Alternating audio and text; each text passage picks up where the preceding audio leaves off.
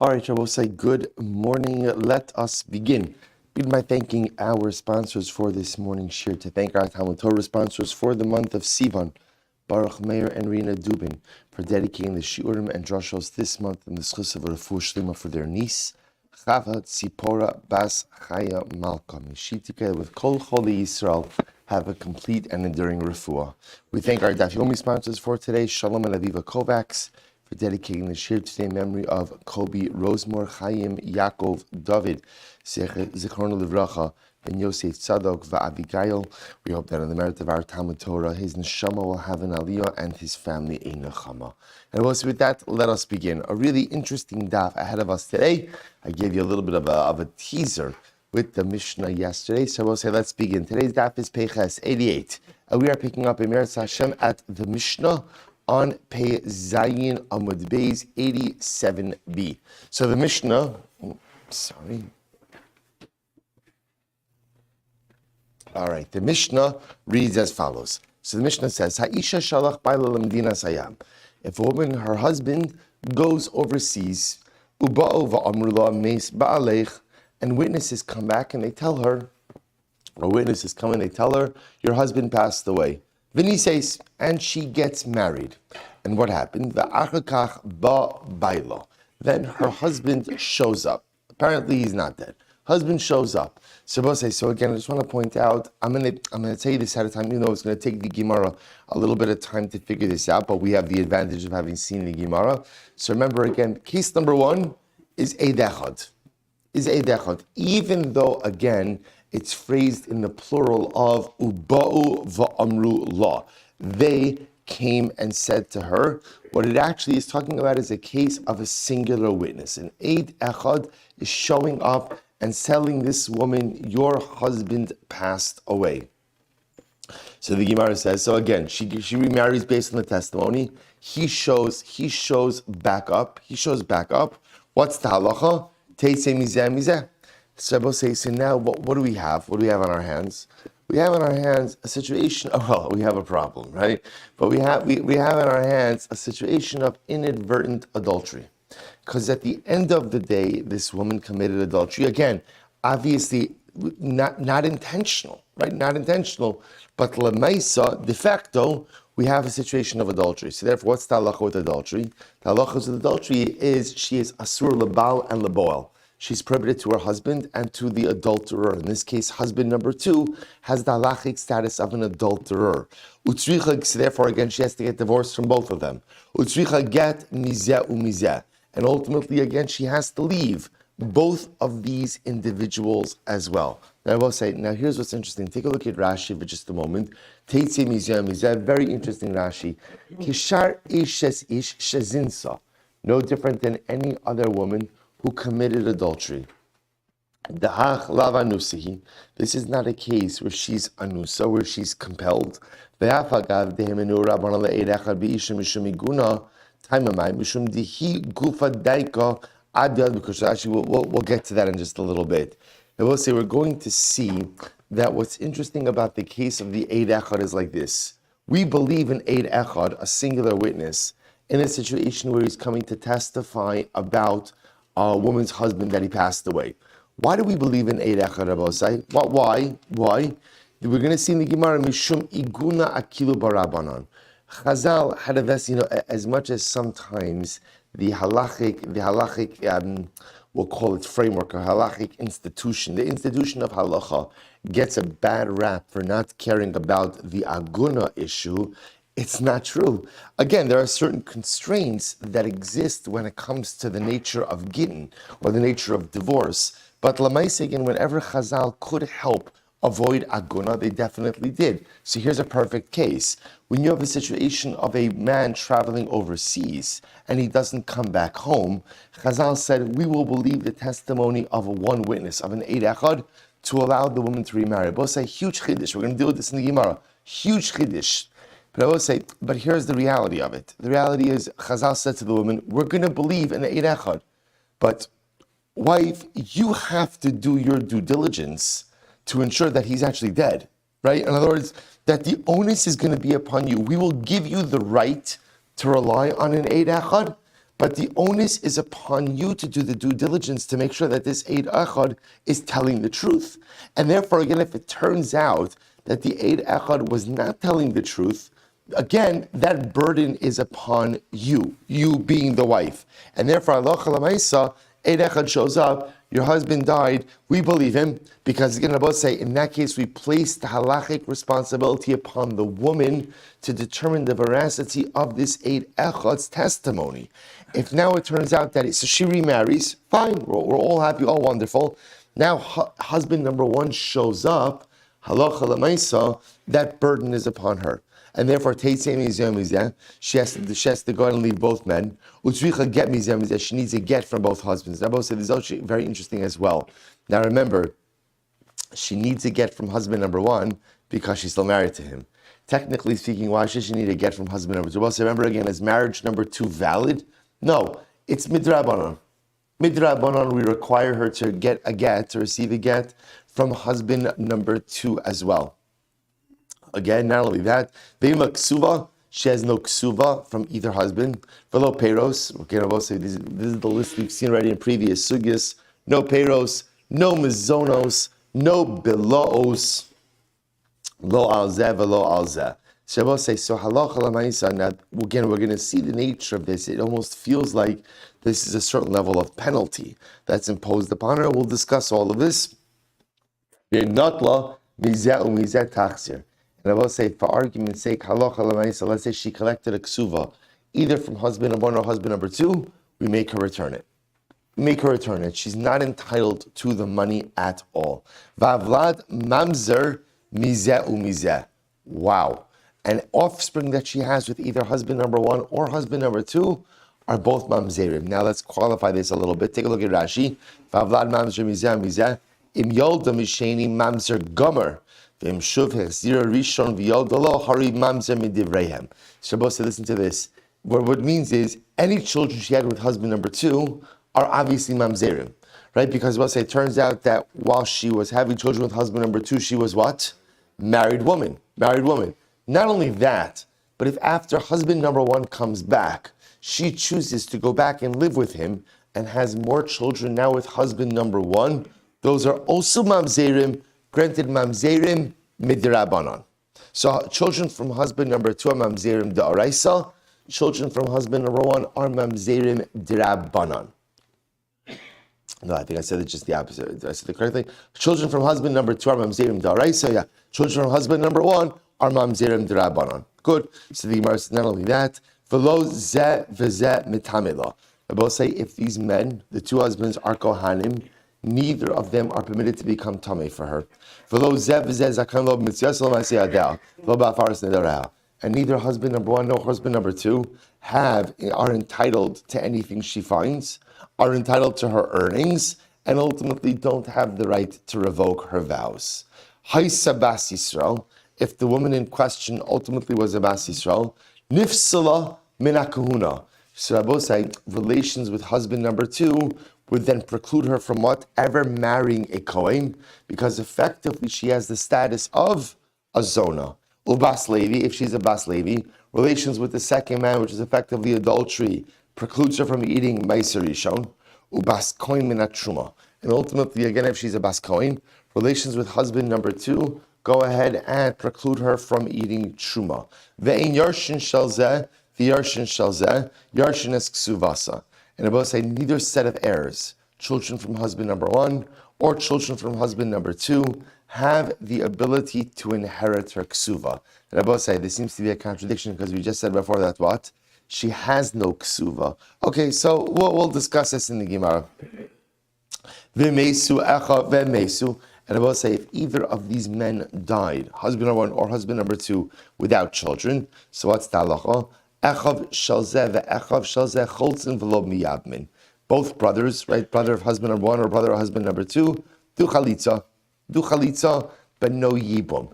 The Rebbe say this is fascinating. So Rashi points out that cholzin achiv shal rishon, or I should say echav shal rishon midaraisa cholitz. V'Rabbanan Gazar Delo Liyabein. Ve'echav Shasheni Cholitz Midrabbanan. So we're going to see again, brother of husband number one does chalitza mid'araisa. Brother of husband number two does chalitza midrabbanan. Midrabbanan. Okay, good. So we'll say this is the Tana Kama of the Mishnah. Right? First opinion in the Mishnah. Rabbi say you see it's fascinating. It's two sides of the same coin. On one hand, what we have over here is an overwhelming kula that we're going to allow a woman to remarry based on the testimony of an Eid Echad, of one witness, which is an incredible kula. The flip side to that is that, therefore, again, as we said before, the burden of it's not the burden of proof. Well, it is the burden of determining the legitimacy of this Eid Echad is upon the woman. And therefore, if it turns out that the Eid Echad was incorrect, ultimately, again, it is the woman who is left holding the bag on all of the fallout from this. Okay, now a couple of dissenting opinions. Rabbi Yossi says, Ksuvasa al nichsei ba'alei harishon. Rabbi Yossi says she does have a ksuva, and her ksuva ultimately is on the property of husband number one. Okay, Rabbi Elazar Omer, harishon zakai b'mitziasa, or b'maaseh yadeha, u'b'hafaras nedareha. Rabbi Elazar says that the first husband is in fact entitled to anything she finds, to her earnings, and the ability to go ahead and revoke her vows. Rabbi Shimon says, Bi'aso chalitzasa me'echav sharishon poteres tsarasa ve'in havlad mamzer. Rabbi Shimon says either relations, right, yibum, or chalitza with the brother of the first husband has the ability to exempt any co-wives, and ultimately if she goes back and lives with husband number one after his return, the offspring are not mamzerim. So I will say, the common denominator amongst these three opinions, again, we'll discuss them all in greater depth in the Gemara, is they're saying that we still ascribe some level of legitimacy to marriage number one. Rabbi Yossi saying her ksuva comes from husband number one. Rabbi Elazar saying husband number one still has his marital rights. Why should he lose his marital rights? And Rabbi Shimon saying if she does end up living again with husband number one, ultimately none of the children are mamzerim. Incredible. V'niseis shelo b'reshos. And I will say all of this is okay. Interesting formulation here. V'niseis shelo b'reshos. And I will say here's what's fascinating. If she gets remarried without the reshus of Beis Din. So I will say, this sounds like she's doing something wrong, right? But in fact, look at Rashi. This is so interesting. Nisei shelo b'reshos Beis Din. Rashi says, Sheba'u shnei eidim va'amru meis ba'alech v'niseis mi'atzma shari lo haisa tzricha leheter Beis Din.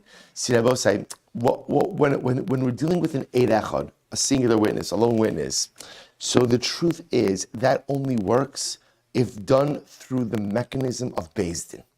Right? In other words, Eid Echad shows up, a person by themselves has no ability to take action based on an Eid Echad. But if halacha l'maisa, again, Eid Echad shows up to Beis Din then has the ability to activate an Eid Echad. This case of shelo b'reshus is a case of two witnesses. See, I will say, when two witnesses show up, you don't really need Beis Din. I mean, technically, you don't need Beis Din, because two witnesses utter a testimony, and I am permitted to take action based on the words of two witnesses. So look at Rashi again. Nisei shelo b'reshos Beis Din, sheba'u shnei eidim va'amru meis ba'alech. This is where two witnesses came along and said, your husband died. The niseis mi'atzma, shahari lo haisa tzricha leheter Beis Din. When there are two witnesses, a woman doesn't need a heter from Beis Din to remarry, because at the end of the day, she has two witnesses. So when he says, b'shelo b'reshos, mutar lachzor lo. Supposed to listen to this. So this is actually an interesting case. If she, supposed to say, two witnesses now show up, and two witnesses say, your husband died. Your husband died, right? Supposed to say, she's allowed to get remarried. Halach. So what happens now? Husband number one, so she gets married to husband number two. Husband number one shows back up. What's the halacha? This is fascinating. Muteres lachzor lo. She is permitted to go back to husband number one. Right? Now we'll say, now why? Why is that? Rashi says over here, da'anusahi. We'll say this is a case of anus.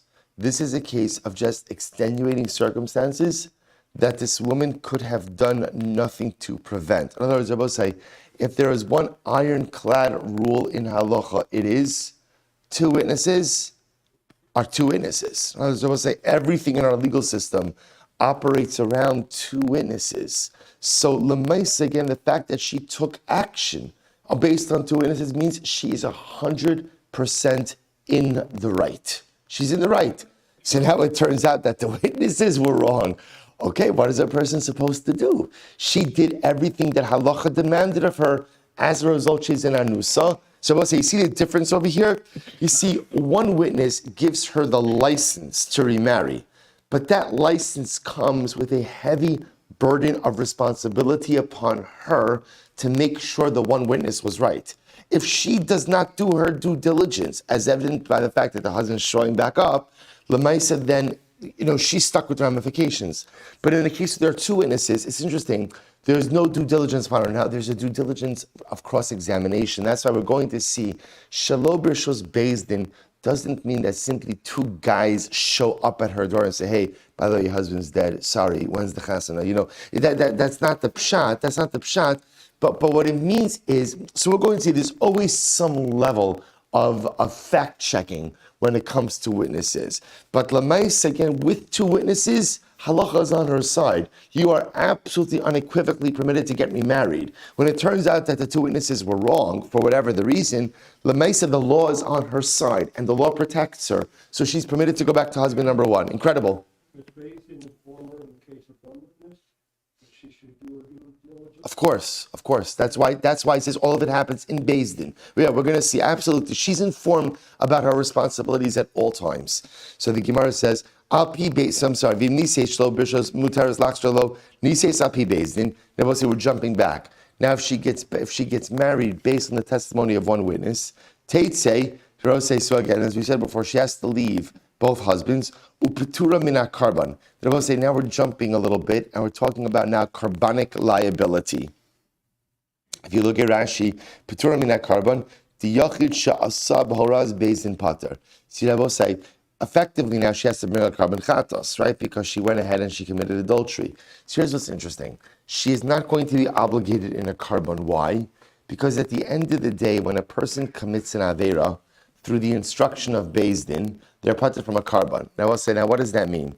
Even in the case of Eid Echad, it turns out that the woman, maybe either she didn't do her due diligence or she did do her due diligence, but just some crazy situation. But Lamaisa, what she did was legal. Why was it legal? Because it was done through the instruction of Beis Din. Because of that, as much as there we'll call marital liability, halacha l'maisa, there's no carbonic liability. She doesn't bring carbon. So the Gemara says, "Tates a carbon." Lo nisei sapi Beis Din. But if she did not get married based on Beis Din, in other words, Rabbi say, which means two witnesses, then halacha l'maisa tates v'chayeves bekarbon. Ultimately, again, she's going to be obligated to leave the husband, and halacha l'maisa bring a carbon. Again, we'll see why this is. Rashi says over here, Ela be'edim chayeves bekarbon d'shogegesi ein ze ones. Okay, we'll see the distinction between the cases. So Yafek Koach Beis Din. So Beis Din has a power. Shepotra min carbon. This is an interesting fact over here. When she gets married, because of the testimony of one witness, all of this is happening through the purview of Beis Din. The nice thing is when you operate through the purview of Beis Din, you have what? You're covered. I'm not sure what's the word. You have. It's a word for, I guess, immunity, carbonic immunity, right? You're happy, you're right, because you're operating through Beis Din, you have carbonic immunity. As opposed to when you get married based on two witnesses, you may or may not be using the framework of Beis Din. If you're not using the framework of Beis Din, you don't have carbonic immunity. So it's interesting. So as much as two witnesses give you what we'll call marital immunity, they don't give you carbonic immunity. One witness doesn't give you marital immunity, but does give you carbonic immunity. Again, we'll see all the details of this. So we'll say, last case, haro Beis Din linase, v'halcha v'kilkala. We'll say, let's say Beis Din paskin that she has the right to remarry. Say based on one witness, she has the right to remarry, or even based on two witnesses. V'halcha v'kilkala. and she went and she just behaved immorally. In other words, that she had relations with men, not for the sake of going ahead and getting married. Chayeves bekarban. So I will say, in this case over here, Eid Echad, as much as we said with Eid Echad, because it's happening through Beis and she has Karbana community, the Karbana community only applies to what? To marriage. But if Halacha L'maisa, she just went ahead and had relations with men, not in the context of marriage, ultimately, again, she is liable. Shelo hitiruha ela linase. Because Halacha L'maisa, again, her license was only for marriage, not for immoral behavior. Incredible, I will say. Let's go. Says the Gemara, a lot to do. Midiktani seifa nises shelo b'rshus muteres lachzor lo shelo b'rshus bezdin ela be'edim. So I will say, here's what's interesting. The seifa, the second part of the Mishnah, said that if she gets married shelo b'rshus, right? So if she gets married shelo b'rshus without the permission of bezdin, and then husband number one shows back up, she's permitted to go ahead and go back and resume living with him. Now, we could infer from this that what does Shelo B'Rishos Bezdin mean? Shelo B'Rishos means without the Rishos of Bezdin, but with two Eidim. We already said it in the Gemara, right? That's what it means. Therefore, I will say by definition, Michlal Dereisha, B'Rishos Bezdin U'Be'ed Echad. So therefore, I will say we have to say that at the beginning of the Mishnah, where it says B'Rishos Bezdin means what? With the permission of Bezdin, one witness. One witness, I will say, which is how, again, this is how we read the Mishnah, thanks to Rashi, from the beginning. That the first case in the Mishnah, what we call Birshus Bezdin, is a case of Eid Echad. One witness is coming along and saying, Rachel, we know your husband Reuven died. Bezdin hears this. Bezdin says, okay, Rachel, you have the right to believe this Eid Echad. Parentheses, but the obligation of due diligence and making sure that, right, explaining the veracity of this claim is upon you. What do we see from Rabbi say? Alma, Eidecha Ne'eman. Wow. Rabbi, you know what the most startling thing of this Mishnah is? That we believe in Eid Echad. Wow, who knew? Up until now, my whole life, I've been conditioned to think that we believe two Eidim, which is the second part of the Mishnah. Now you're telling me we believe in Eid Echad, one witness. Rabbi say, by the way, in such a dramatic fashion. Remember again, this is an Eid Echad, ultimately again by what? By marriage, to which the Gemara says, here we go, Utna nami huchsekul yos masiyin mipi eid, v'isha mipi isha, v'isha mipi eved, umipi shifcha, alma Eid Echad Ne'eman. About now that we're going to see that ultimately they would allow women to remarry based on the testimony of one witness from another witness, or one woman from another woman, or a woman from an eved, or from a shifcha. So you see in all these cases that in Eid Echad, one witness is believed. Utnana, we also learned, Eid Echad omer achalta chelev, v'hu omer lo achalti. But it's an interesting case. If an Eid Echad says, Eid Echad comes over to me, he says, Silber, you ate chelev, you ate forbidden fat, right? And I say, no, I didn't. What's the halacha? I'm pater. Taimud omer lo achalti. The reason I'm pater Rabbi says why? Because I said I didn't. So the Eid Echad's word is no stronger than my word. But what do you see from here? Ha'ishtik mehemen. Had I not said anything, right? The Eid Echad shows up and he says, hey, Silber, you ate chelev. And I didn't say anything. The Eid Echad were believed. Alma, Eid Echad mehemen. So we'll say, what do you see from here? You see the Eid Echad is believed. So we'll say, so bottom line, right? All of this was just backing up the Gemara's assertion. But the most novel ruling in our Mishnah is that in Eid Echad, a single witness is believed. To which the Gemara asks, Midaraisa minalan. Rabbi say, Midaraisa, how do we know that we are allowed to believe in Eid Echad? How do we know that? The Sanya, O hoda elav chataso. Rabbi say, the pasuk by chatos says, you will know about your liability. You will come to know that you made a mistake. V'lo shi'adu acherim.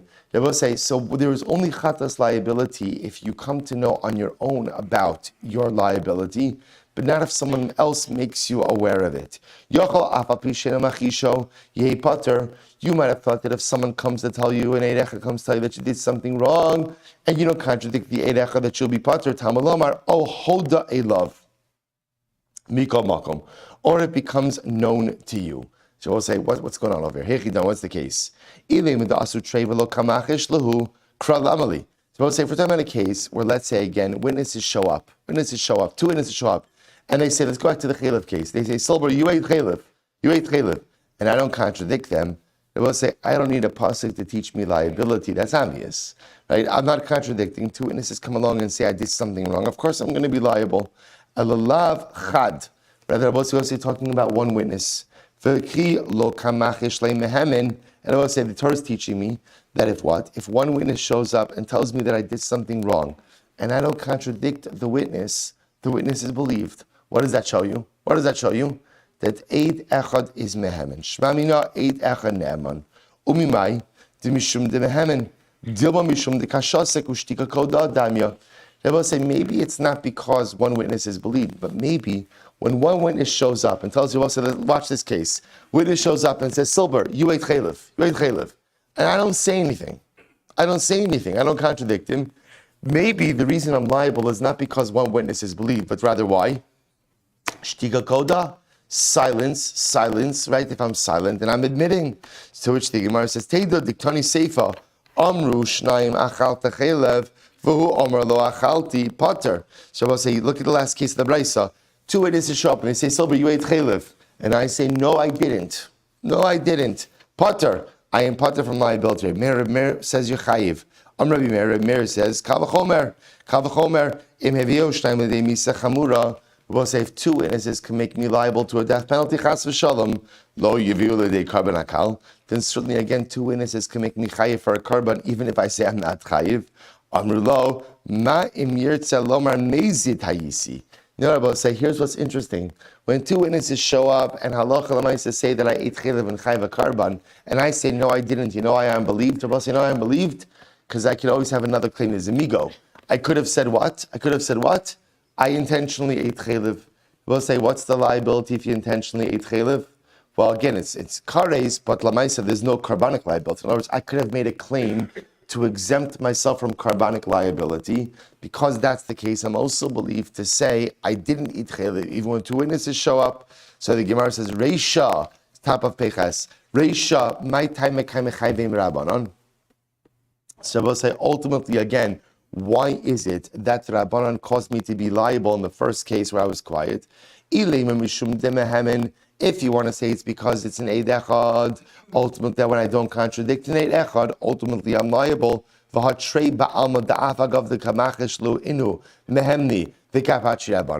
Abba said generally in the case of two witnesses, where Allah Chalamaysa they're believed, even when I do contradict them, in this case Rabbanan Pater, Alalav Mishum de Ishtik.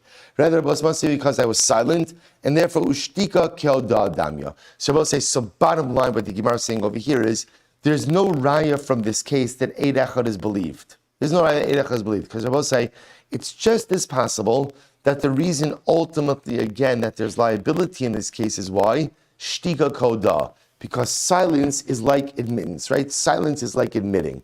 So if I will say we're still back to square one, which is how do I know that mid'oraisa there is a concept ultimately of shtika koda? How do I know that? So says the Gemara, says Me'ela, listen to this, svarihi. Rather says the Gemara, in fact, it's a svara. It's a svara that Eid Echad is believed. I will say, what's the svara? Listen to this. Midi dehavi achaticha safek shel chaylev. Midi dehavi achaticha safek shel chaylev safek shel shuman. Listen to this case. Very interesting. You have a piece of meat. Safek chaylev safek shuman.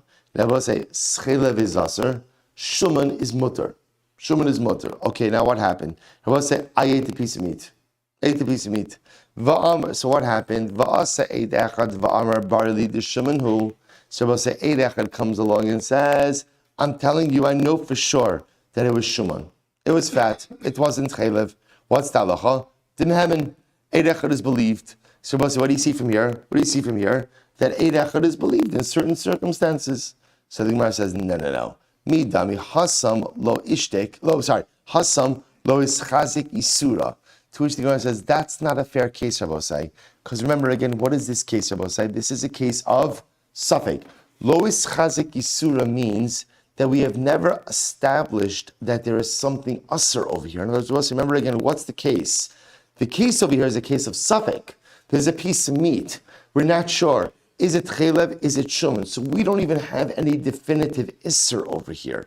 So in that case, Eid Echad shows up. I ate it. I ate it, right? I ate it. So Eid Echad shows up afterwards and says, oh, by the way, that was Shuman, it wasn't Chalev. He's believed. To which the Gemara says, you can't bring a raya that we believe in Eid Echad from that case. Because it will say it's just as possible. That's a different kind of case. In that case, we never established that there was Isser. However, again, Halcha is Chazik Yisur de Ish is Ish. Rabbi saying, in the case of our Mishnah, we have an established Isser. What's the established Isser? What's the established Isser? Married woman. And maybe the Ein Davar Shebe'er Pachos Mishnayim. And I will say again, maybe when we have an established Isser, in general, I will say our principle is, right, our guiding light rule is, Davar Shebe'erva, anytime you're dealing with an established Isser of Erva, you always need two witnesses. So from where do we know that we rely on one witness? So I'll say better case. A case of meat that we know is chelev. Va'asa eid echad va'amar bari li d'shuman hava d'lo mehemen. So I'll give you a better case. Let's say you have a piece of meat that we know to be chelev, and an eid echad shows up and says, "I know for sure it's not chelev, it's shuman." So we'll say, "What's the halacha? D'lo mehemen." We don't believe him in that case. So we'll say that would be a good raya. That's what? That'd be a good raya. That halacha l'maisa, he's not believed. Right? He's not believed. So Eid Echad is not believed. Midami, that's not fair.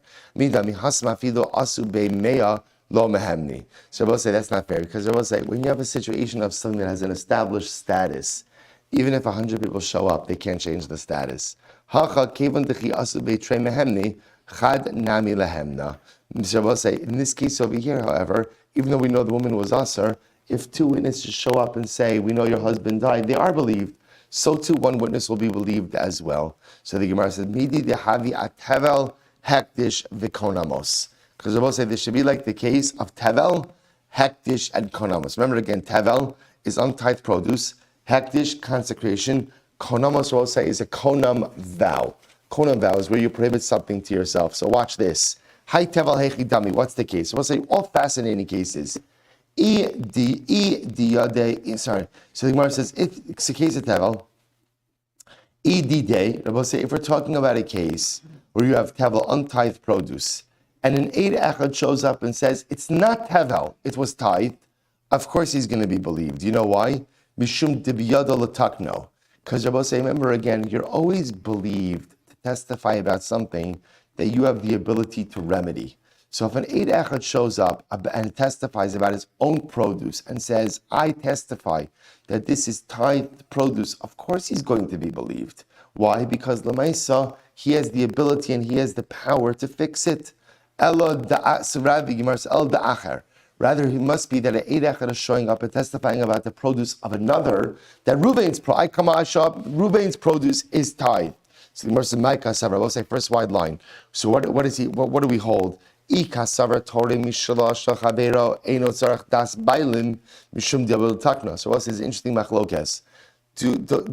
have the right to tithe someone else's produce? So I will say, if you hold that one person has the right to tithe someone else's produce without their permission, then of course when Eid Echad shows up, I show up and I say, Ruvain's produce is tithe, I'm going to be believed. Why? Because I have the ability to control that process. And if you hold that Allah Chalamaisa, you need the consent of the owner.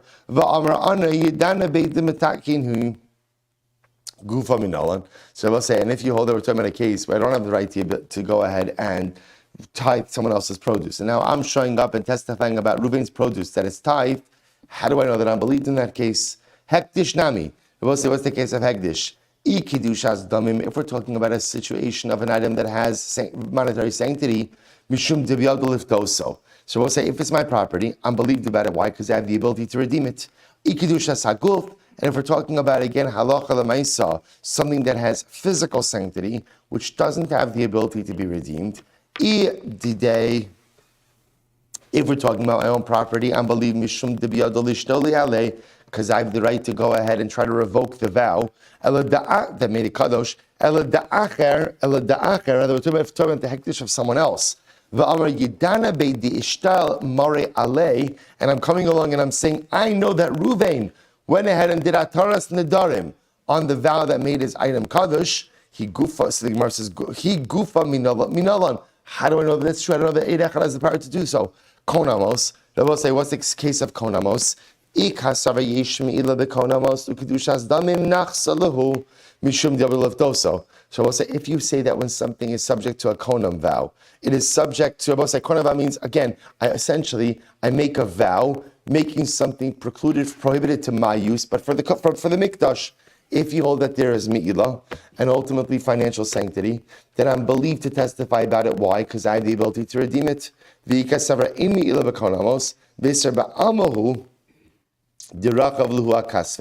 if you say again, there's no mi'ilah by konamos, and I don't have the ability to redeem it, but rather again, it's just a state of isser that devolves upon an item subject to a konam vow. Day, if it's my own property, mishum then I have the ability to go ahead and we'll say have the vow that made it a konam, or have the konam vow revoked. But if it belongs to someone else, who says that an Eid Echad is believed? So if Rabbosai, what comes out over here is we have been unsuccessful in determining a biblical source for the fact that an Eid Echad should be believed. We cannot come up with a case, the biblical precedent that shows the Eid Echad is Rabbosai. So therefore, the entire Mishnah is based on the premise that we believe a single witness. Where does that come from? Here we go, Rabbosai. Two important lines, most important lines in this sugya. Amar Vizera, mitoch chomer shechmarta alea besofa, hikalta alea betchila.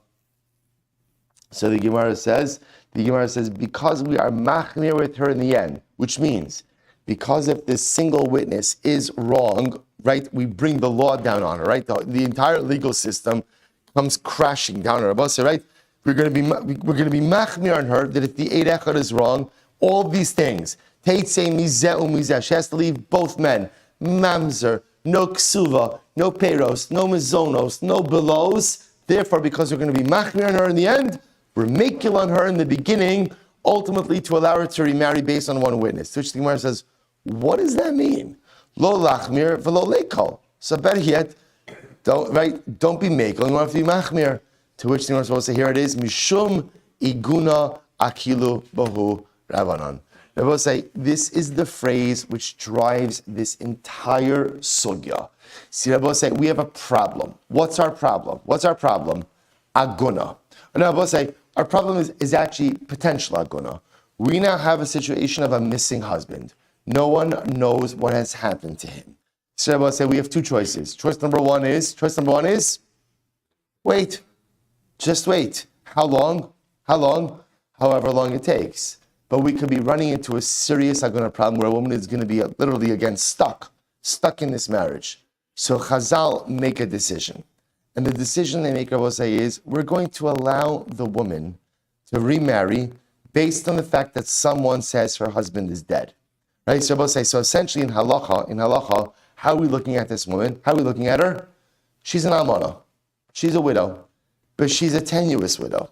Right? It's a widow based just on the testimony of one witness. Now, we're going to go with it. Chazal said we're going to go with it because the alternative is leaving her in aguna. But what the halacha does, as we said before, is place the full responsibility on this Eid Echad on the woman. So we'll say we're going to give her the pathway to remarriage. We're going to give her the license. Now, both say, so what we're saying is there biblical precedence for Eid Echad being believed? I will say, does it exist in halacha? Now, the truth is, we're going to see it does. For example, there's a concept of Eid Echad Naaman Be'isurin. For example, I will say, Hilchos Nida. Right? Who's believed about a woman's status when it comes to Hilchos Nida? Who's believed? The woman is believed. Right? I will say, we don't need two witnesses to show up and say, okay, Rachel could go to the mikveh tonight, right? So I will say, so we see that halacha l'maisa, we do have biblical precedent for Eid Echad Naaman Be'isurin, but I will say, but l'maisa, again, in Inyane Ishus, we don't. But this is a special dispensation that Chazal made to avoid aguna. But the counterbalance to it is the entire responsibility for this kula rests with the woman. She has to do her due diligence. So I will say that, and that's the surah of this entire sugya. Incredible. Teitzei mizeh. So I will say, so remember again, if husband number one does show back up, and it turns out that the Eid Echad was wrong, By the way, when you say the Eid Echad is wrong, it doesn't have to be ultimately, again, that the Eid Echad did anything intentionally wrong. He just had wrong information. So Lamaisa, again, Teitzi Mizem is that she has to leave both husbands. So Amarav, Lo Shanu Ela Shenises Be'eid Echad. So we'll say that's only true if she remarried based on one witness. Aval Nises Api Shnei Eidim Lo Teitze. Wow. So we'll say Rav says, but if she got married based on the testimony of two witnesses, she does not have to go ahead and leave. Rav will say, son doesn't have to leave who? The second husband. Wow. So the Gemara says, Rav says this, Machku aleh b'ma'arava. When they heard this ruling in Eretz Yisrael, they laughed at Rav. Ridiculous. You don't have to leave the second husband. What are you talking about? The first husband is there. He's holding the wedding album. Right? What do you, and right, I'm alive and well. Shalom Aleichem. Right? What do you mean? She doesn't have to leave the second husband. Asa Gavra, Vikoi. The first husband is standing there and he says, Shalom Aleichem Rachel, so nice to see you. I missed you. I see clearly it wasn't mutual. Right? But Lamaisa, again, husband number one is standing there. So what do you mean she doesn't have to leave husband number two? Va'at amrat lo teitze, lo tzricha de lo yadina le. Ultimately, what's the case? That ultimately is fascinating. Husband number one shows up. He says, Rachel, it's me, Ruvain. And she says, who? Right? Who? In other words, we'll say, it's not just, in other words, nobody recognizes this guy. Now, 1 second. Now, we'll say, now, that's true. By the way, if a guy shows up claiming that he's Rachel's first husband, Ruvain, and no one recognizes him, then the truth is, I will say, even in the case of Eid Echad, we would allow her to stay married to husband number two. So let's listen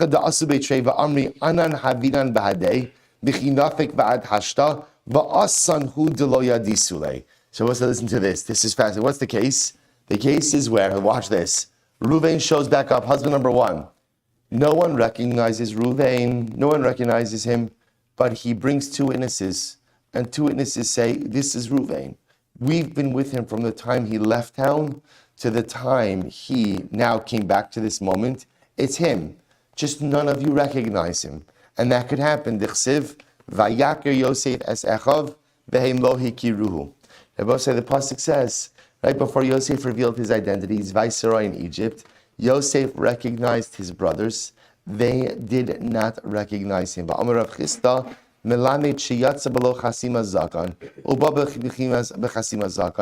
happened? Yosef didn't have a beard when he left his house, and now he had a beard. And both say it was more than a beard. Yosef suffered so much in life. The brothers suffered so much in life. And suffering, again, ultimately causes a person to look different in every single way. The point of Rabbi say is that it's possible sometimes that even someone who is your brother, someone who you're in the same family with, over time you just simply do not recognize them. We'll say it's ultimately such an incredible yesod, sometimes again, in the power of chait as well. That sometimes we do things in life, and we don't recognize who we were, or who we once were. Vayaker Yosef es Echa v'hem lo ikiru. See, I will say, they thought Yosef was a sinner. They thought Yosef was a rasha. And therefore, ultimately, again, he had become unrecognizable. They didn't see any good in him. Yosef understood that despite his brother's mistreatment of him, he still saw the good in them. He recognized them. That was the godless of Yosef. Despite the fact that they mistreated him so badly, he still recognized the good inside of them. The problem with the brothers, they never saw the good inside of Yosef. They never saw anything good. I would say such an incredible yesod about how we interact with ourselves and others. Sometimes we look at ourselves and all I see is the bad. I don't see any good. Sometimes I look at the other and all I see is the bad. I don't see any good. The goal in life is to be a Yosef. Because this is the distinction. Yosef, brothers saw they saw nothing good in Yosef. Yosef, despite the fact that he was mistreated by his brothers, Vayaker Yosef es Echav, he saw the good in them. Goal in life is to be a Yosef. So training who? So we'll say, so now watch this. So we'll say, so just to see how we're setting up this case. So Rav said that halacha l'maisa, if a woman went ahead and remarried based on the testimony, ultimately again of two witnesses, she doesn't, and husband number one shows up, she doesn't have to leave husband number two. So the Gemara says, what are you talking about? So what's the case? What's the case, Rabosai? The case over here is where witnesses showed up. Two witnesses showed up. So if two witnesses showed up, don't you have to go ahead and leave husband number two? No, no one recognizes him. So the Gemara says, no. What's the case? What's the case? The case is where two witnesses show up, and halacha lamaisa say, two witnesses show up with Reuven, and they say, we've been with Reuven this entire time since he left. So, Trey. Utrei Ninu. I will say, is this not a case? Ultimately, again, so Trey Utrei Ninu.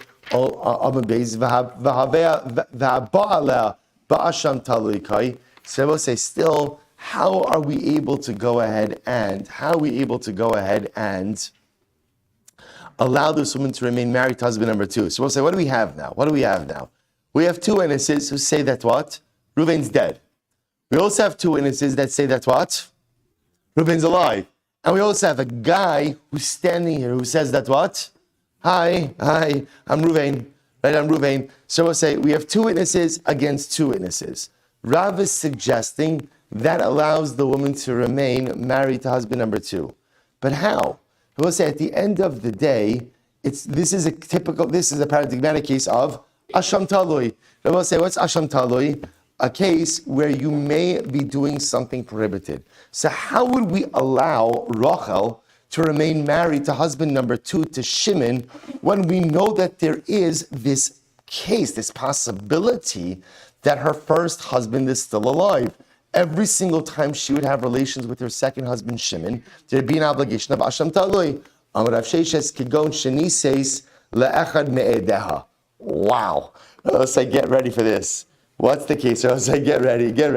The case is where, so I'll say, just to follow the progression, right? Reuven goes overseas, doesn't come back. Two witnesses show up, and they say, Reuven died.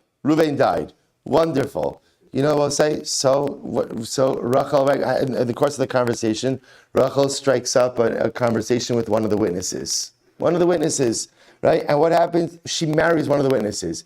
It's a great Shem of Brachas. How did you guys meet? Oh, right, he was one of the witnesses in Beis, right? So she marries one of the witnesses. Then I will say, now then what happens? Two witnesses show up, Reuven, a guy claiming to be Reuven shows up, right? With no one recognizes him. Reuven brings two witnesses that he's really Reuven. So I will say, now Rav says she can stay married to Shimon. But it's two against two, Asham Talui. No, the guy who she's married to is one of the witnesses. Now, why does that matter? Watch this, Rabosai. Because it's only an Asham Talui if for you it's a case of that apostle prohibition. If she married one of the original witnesses, one of the two who said their husband's dead, they have no doubt. Reuven's dead. They testify to it. They know with certainty that Reuven's dead. Because they know with certainty that Reuven's dead, therefore, again, this man, if he has relations with Rachel, there's no Asham Talui, because for him, there's no doubt.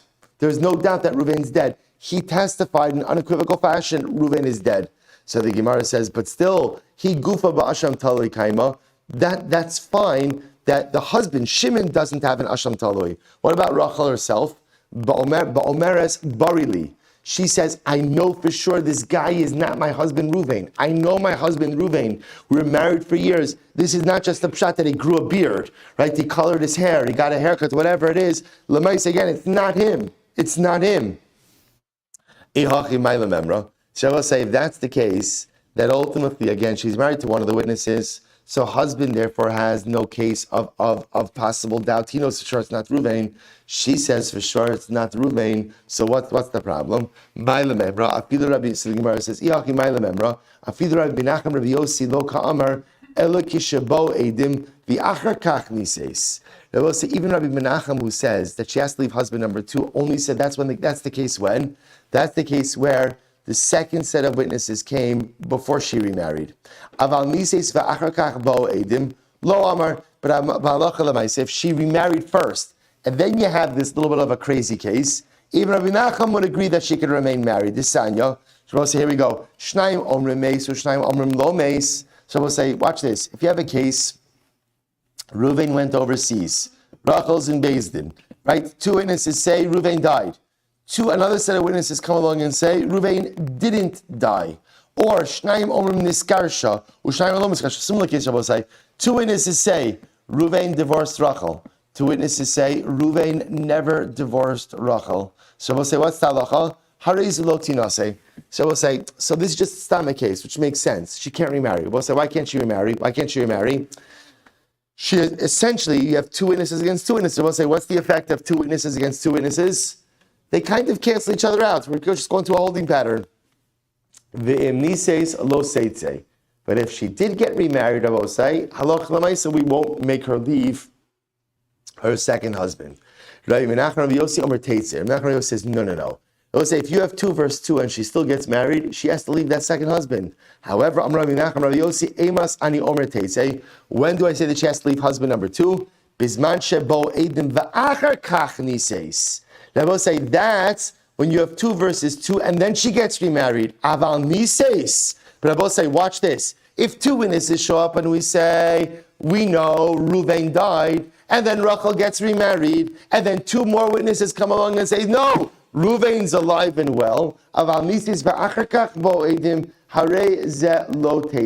She doesn't have to leave husband number 2. So I will say, so therefore, even Rabbi Nachman would agree. I will say, so here's what we have. Just to illustrate what we have over here. We have a case now of halacha l'maisa. Ruvain goes overseas. 2 witnesses come along and say, Ruvain died.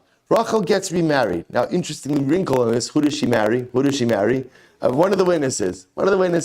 Now 2 more witnesses. Now Ruvain shows back up. It's me. Rachel says, I have no idea who you are. No one recognizes Ruvain. Ruvain produces 2 witnesses that he's Ruvain. So I both say, what's the halacha? What does Rav say? She could remain married to husband number 2. She can have husband number 2. Why? I will say, what's the logic of it? The logic of it was that, remember, there's no Asham Talui, because she says, I know this isn't Ruvain. Her husband, Shimon, who also happens to be one of the witnesses, who was one of the original witnesses, says, I know it's not Ruvain. Or I should say, I know that Ruvain's dead. Therefore, halacha l'maisa, she's permitted to remain remarried. And even Rabbi Menachem, who would say that in a case of 2 verses 2, she cannot remarry, says she cannot remarry if she after the second set of witnesses came. But if she remarries before the second set of witnesses came, we don't make her leave husband number 2. So Kika Amarav, Nami Bisman Shebo Eidim Va'achar Kach Nises. I will say, when does Rav say his position? Right, that she doesn't have to leave husband number 2. That's ultimately, again, when witnesses came. And then she remarried. La'afuke Midrai Menachem Bar Yossi. Ultimately, again, to exclude the position of Menachem Bar Yossi. Good. V'ikedan, I will say, alternate version of this. Taima, the reason of Rav that he allows her to remain married to second husband is the nises va'achar kach bo edim, is because ultimately again she married and then the witnesses showed up.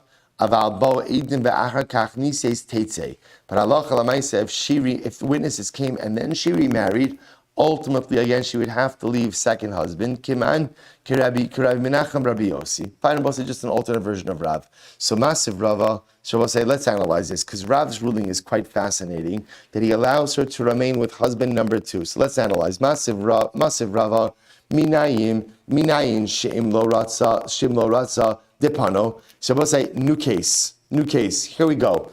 Kohen, we'll see you have a Kohen who ultimately, again, loves hanging out in cemeteries. Or this Kohen has a thing for gerushas, for divorcees. So I will say, and he refuses to separate himself from these things that he's not allowed to engage in. How do we know? Dipano. I will say, pano means we beat him up. Right? We coerce him. In other words, that we could even use physical coercion to cause him to stop from engaging in this negative behavior. Talmud Lomar, the kidashto. I will say, what does it say about the Kohen? This is great. What does it say about the Kohen? You could sanctify him. I will say, what does that mean? You can sanctify him, bal karcho. I will say, which is such an incredible yesod. Sometimes you have to sanctify people against their will. Right? Because right deep down, everybody wants Kedusha. Some people know it, some people don't yet know it. And sometimes you have to employ coercion for the purpose of sanctification. Hechidami, what's the case? Ilema delom nises. So say if we're talking about a case, I will say, so ultimately, Garashi, Hechidami, the Havadai be'isr mafursam, va'filu be'isr safek, lo itztirchra, the Vadai kaifinale. So I will say, ultimately, again, what's the case? Now I will say, what we're doing over here, I will say, is creating a paradigm. And what's the paradigm? That halacha l'maisa, Then halacha l'maisa, there are situations where if somebody's unwilling to be kadosh, we're going to employ coercion in order to go and find the Kiddush. Well, we'll have to stop over here for today. So I will say, Emir Hashem, we'll pick up over here. We'll pick up over here tomorrow. It's a shorter daf tomorrow. Emir Hashem, not really, but we'll say it's a shorter daf for tomorrow. We'll pick up over here tomorrow. So again, we'll discuss how we could employ forced coercion, ultimately in cases of Kiddusha. Shkach, I will say. Shorter daf based on one witness, yeah. It gets shorter over time. Emir Hashem. Shabbos.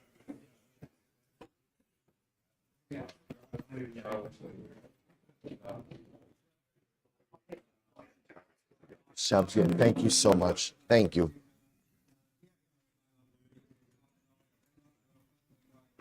All right, Chevron on Zoom. Everyone have a wonderful, wonderful Shabbos.